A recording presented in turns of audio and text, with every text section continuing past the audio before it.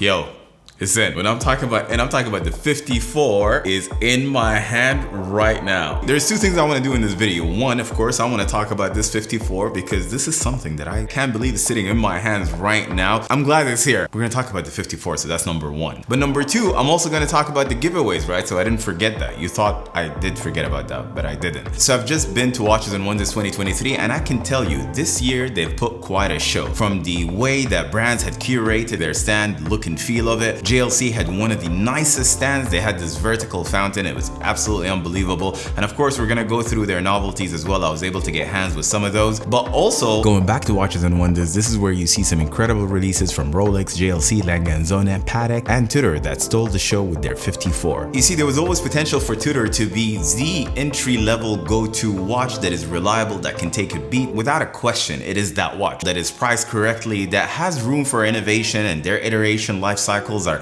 very short. They look at something, they listen to their community, and they release it in a very short period of time. They're in that phase, right? So they're playing around. We've seen it with the 58 when they reduced the case. We've also seen the Panda, right? The chronograph. So that is a color combination that absolutely works. I surely don't like beefier cases, but I definitely would make an exception for this one. Now, this success again continues in 2023 with three kick-ass releases: the Pepsi variation of the GMT with the Alpine dial, the Burgundy Jubilee Black Bay that literally had me drop all of my meetings during my short 1.5 day visit at Watches and Wonders, and I bought it right away. I think it was even the first one sold. I mean, the video is linked up here in case you guys missed it. And then this 54, it almost feels like Tudor got even more permission from its bigger brother to come out and say, hey, you know, we can do stuff too. I mean, what Tudor is doing is they're expressing more capability here, right? Especially now that they've got their own in-house manufacturing, they own the entire life cycle of manufacturing. They're able to express themselves more and they're able to play around more. But of course, they're still kind of under the shadow of Rolex. So Rolex kind of have to give them that green light to do more. At first, I thought this 54 was too small for my wrist. That's before trying it, that is. I just held it up and I thought to myself, this is going to be a very weird watch. I thought this thing is tiny. I mean, they've taken something that was already a small dive watch to the extreme. The Black Bay 58 was already small, sitting at 39mm case thickness. I didn't get it at first. I do now, and I think you will too. This is genuinely a genius move by Tudor to marry a vintage-inspired design from the Tudor Prince Submariner that was released in 1954, hence the name, of course, 54, modernized refinement that looks subtle at first, but when you think about them, they're actually big and different in every single way. To be honest, this is a very close recreation of the original case. It's in stainless steel, it's on a 37mm wide case on an 11.24mm thickness,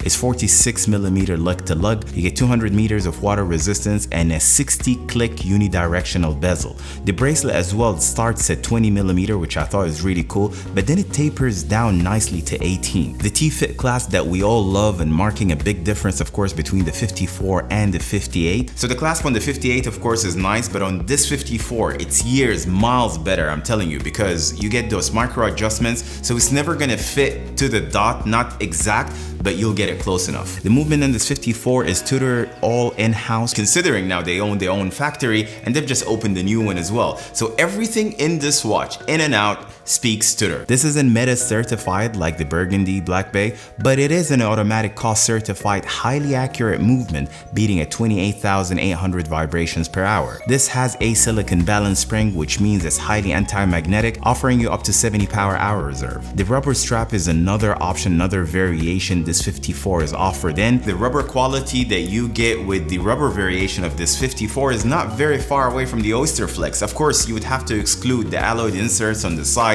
but apart from that, it feels exactly the same. Like if you feel an Oyster Flex and feel the rubber of this 54, they're exactly the same. And even though I dislike the rivets, I still prefer on the bracelet option as opposed to the rubber option. Better value proposition considering you're paying $4,100 US. That's what you would pay for this 54 now. The case is also thin, very thin, to the point when you look at it at first like that, you're like, okay, this is too small. This is not going to be the right size for the wrist. But when you put it on, it sits on the wrist right. It somehow adds to its true identity in terms of look and feel. You realize that the case size is actually just right, man. You know, it's perfect. And although it isn't something you'll dive with, not that you can't, you can, but you just won't, it is actually a very capable diving tool, even without the crown guards, if you ask me. I took it on a couple of trips already during this past Eid holidays, and I absolutely love this thing. And that brings us to the winners of the Omega Moons watches that I talked about in the beginning of the video. We're gonna be giving out the mission to Pluto and the mission to Jupiter. Congratulations to Mr. Ortag Charles and Mr. Gombatron. First serve, first come basis for the watch preference, so please do email me that together with your shipping address at rida@watchsociety.co, and I'll make sure it goes out to you as soon as I get it. 3 more watches to follow in the coming videos, so do look out for that, and until I catch you in the next one,